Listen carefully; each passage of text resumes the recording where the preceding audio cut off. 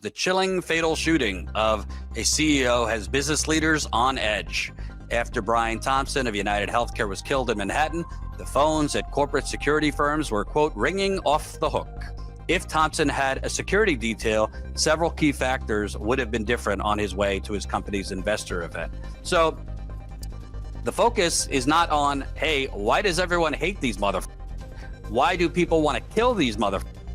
It's how do we protect these motherfuckers more? Hey, it's Jordan. I am in Flint, Michigan, East Palestine, Ohio, Tumwa, Iowa. Please support the only independent outlet on the ground covering what the corporate media covers up.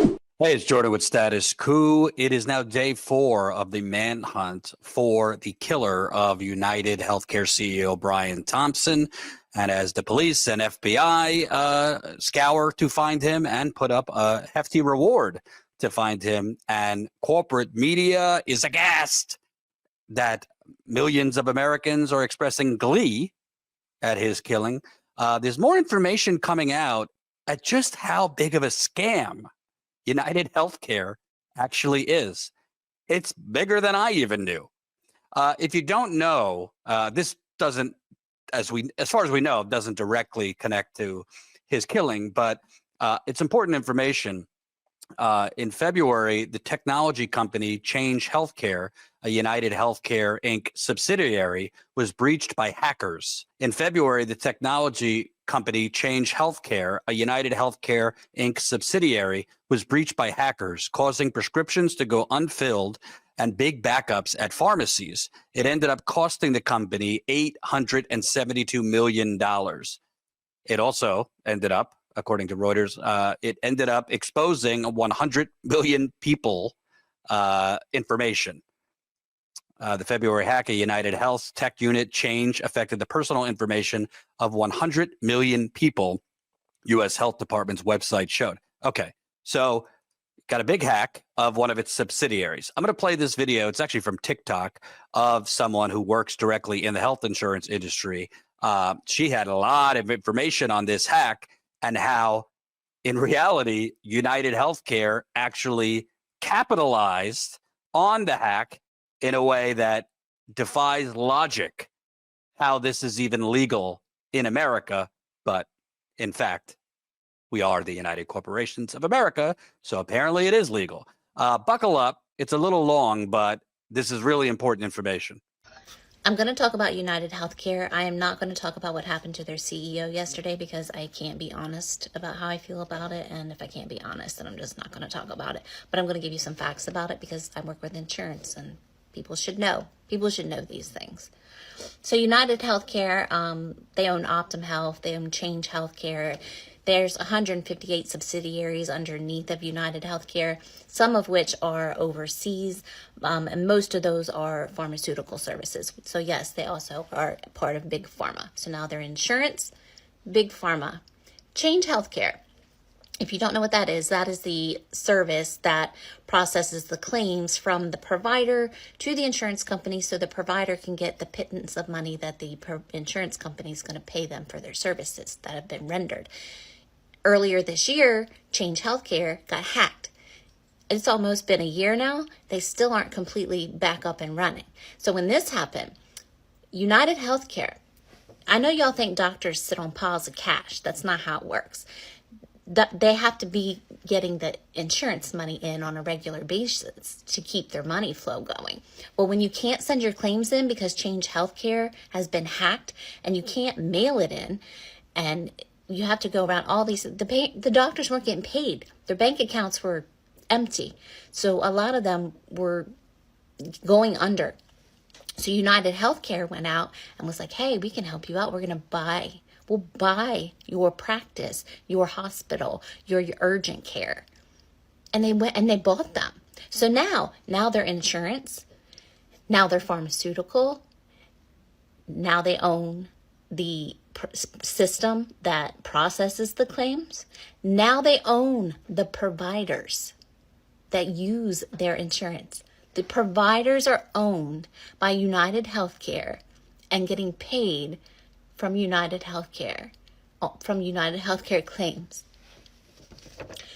you know they're already in trouble with the DOJ already because of all of this. Like, if this is not a monopoly, I don't know what is. So in 2023, their total revenue was $371.6 billion, 14.6% increase from 2022, and $22.4 billion in profit in 2023.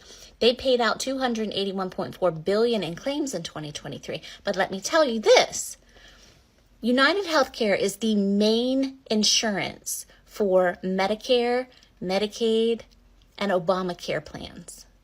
That is the main, is 29% enrollment is UnitedHealthcare under those three things. Those are all government-run healthcare systems. And UnitedHealthcare is the main insurer for all of them.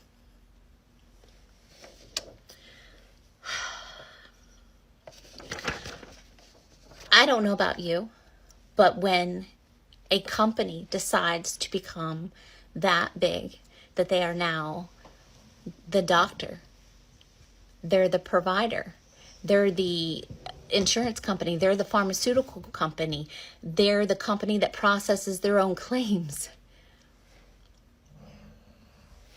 They did a study, and UnitedHealthcare, by a 90% margin, denied more claims than any other insurance company on the market.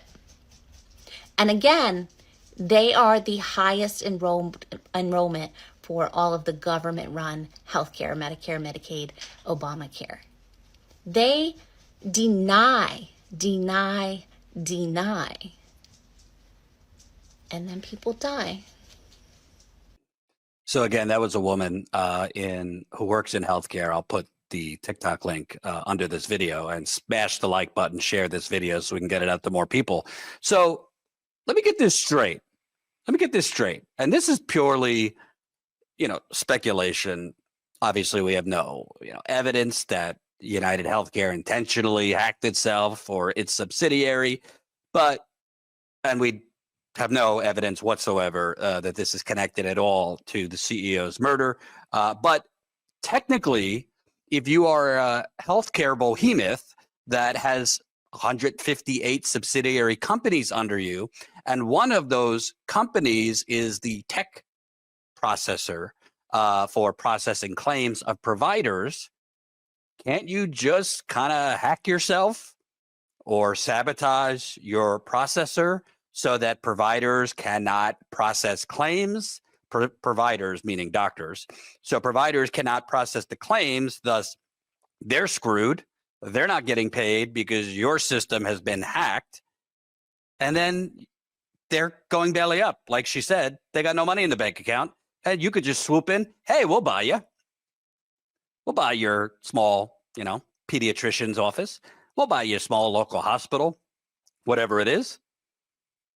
There's no evidence that that's what happened here, but clearly UnitedHealthcare would have the technological wherewithal to hack itself, as would any behemoth, multi-billion-dollar corporate conglomerate, whether it's in pharma, the fossil fuel industry, Silicon Valley, etc.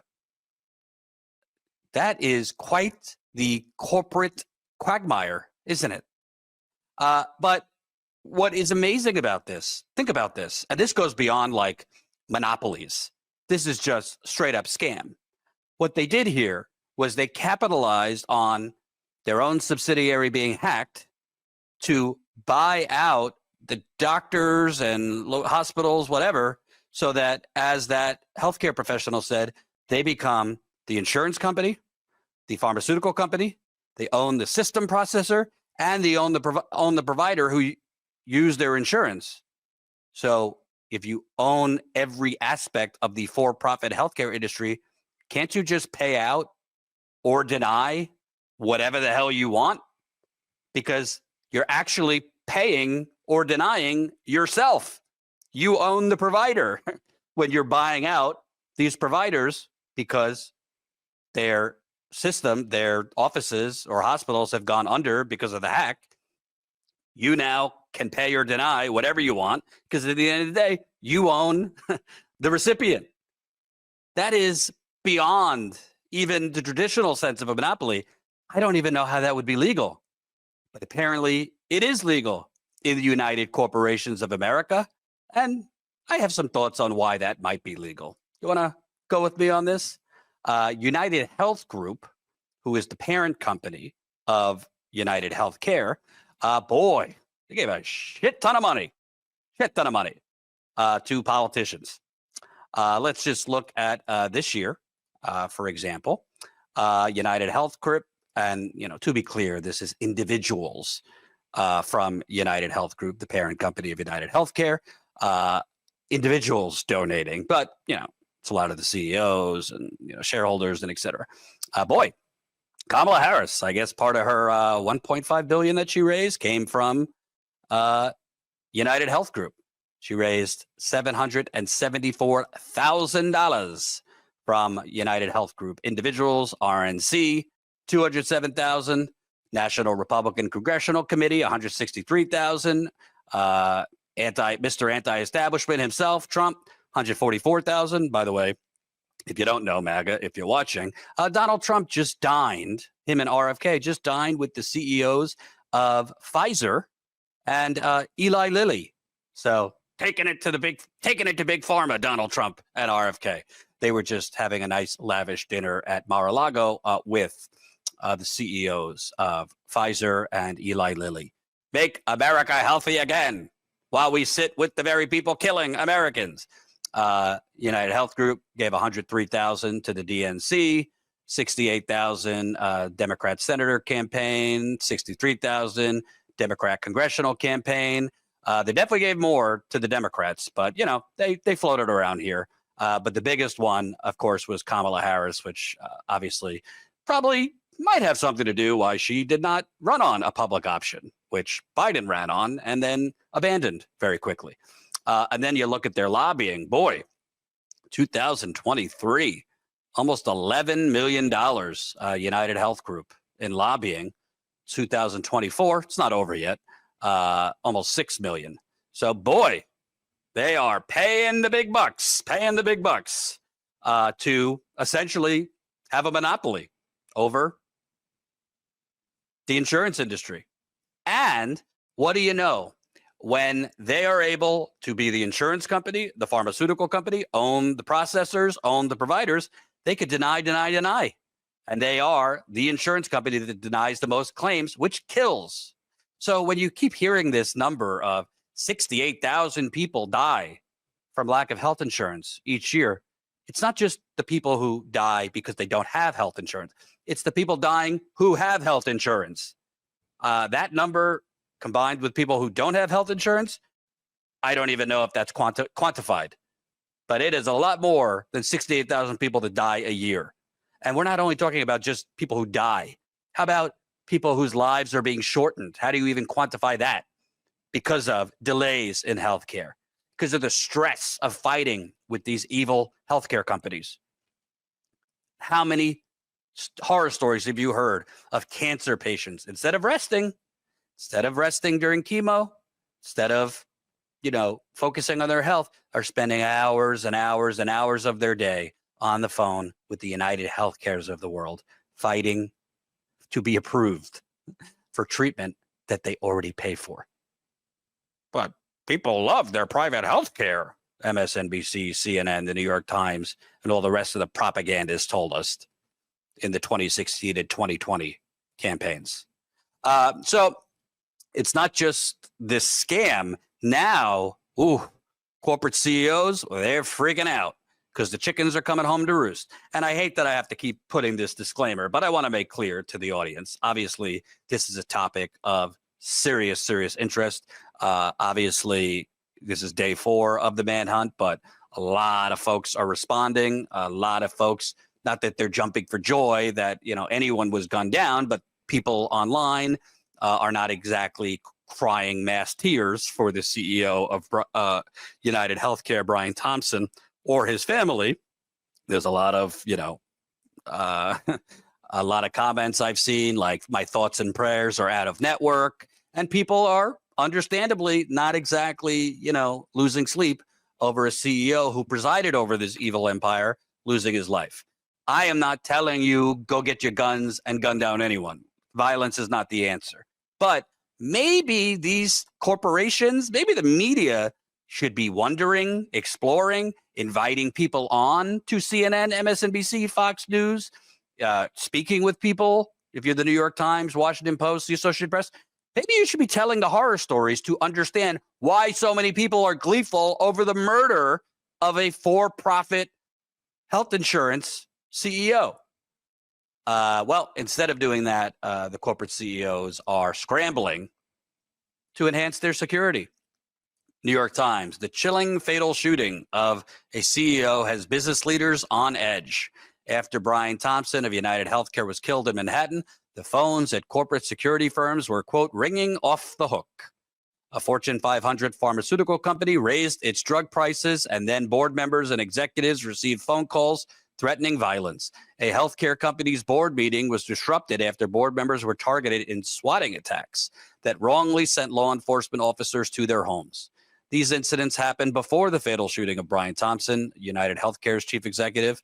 The police had not offered a motive for the shooting as of Friday afternoon or said it was related to Mr. Thompson's work in the insurance industry. Pretty obvious it was related. The killing, however, stunned business leaders, some of whom were already concerned about safety. Over the last 5 years, there's been a sharp rise in targeted attacks, digital and offline, of executives and their families, said Chris Pearson, the chief executive of Black Cloak, a digital executive protection firm. What a name, Black Cloak. Oh, my God. Healthcare, biomedical, and pharmaceutical leaders tend to be targeted more often than executives in other industries, according to the firm's data.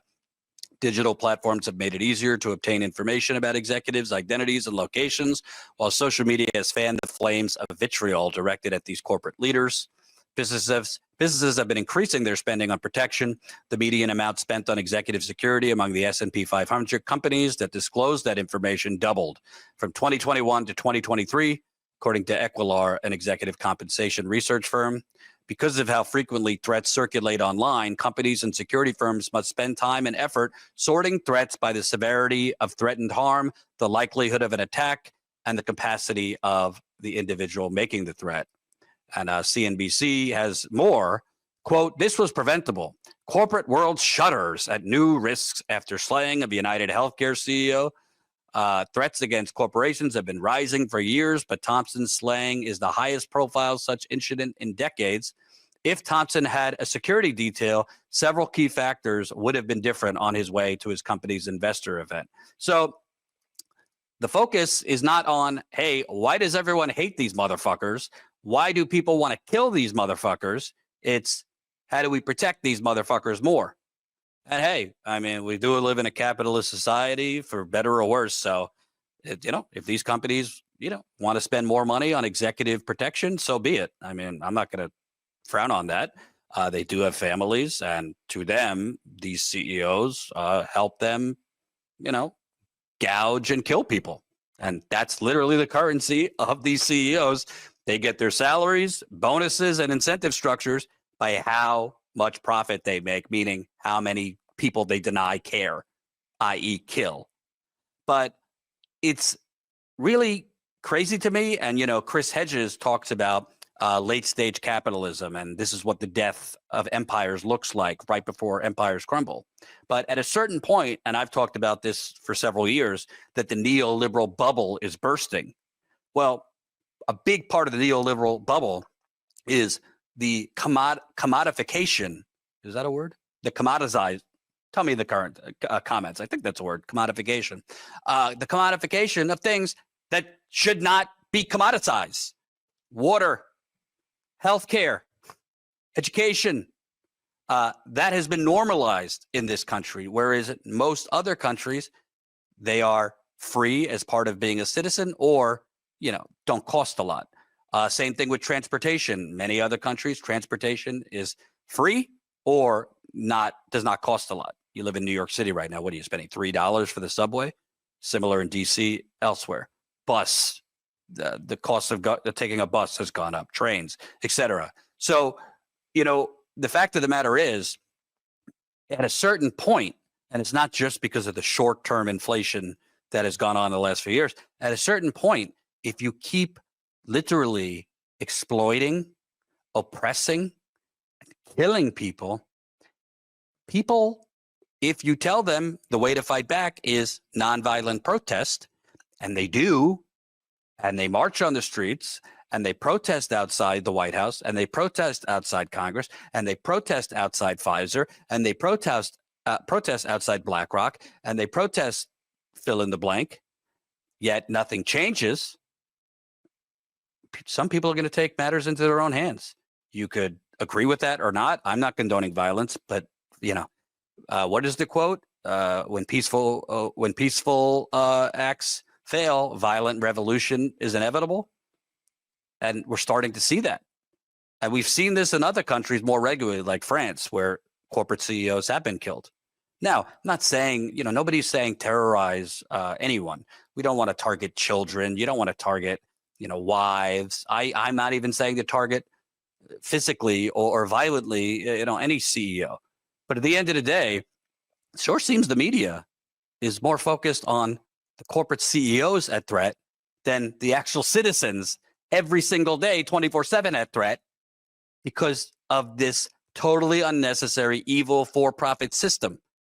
I have not seen one patient on CNN, MSNBC, Fox News, CNBC, quoted in the New York Times, Washington Post in the last 4 days who have been deprived care, who have had care delayed, who have had surgeries delayed, who have gone bankrupt because of this. But I've seen a lot of play-by-play and real-time play-by-play and, law enforcement people on the TikTok of what happened here. Who gives a shit about this one incident? I'm sorry to his family that they lost their husband. I mean, we are human. I am human. I'm not calling to go kill CEOs in America. But where is the balance? Where is the evaluation of why are so many people gleeful and happy about this? Maybe there's something rotten at the core of this apple called America. We'll look more into this, but I don't think this story is going away. Whether they catch him or not, I think something, a sleeping bear, a very restful anger has been awoken. And I think we're going to be hearing a lot more about this. Status Coup, please support us for as low as $5 a month. Become a member, statuscoup.com/join.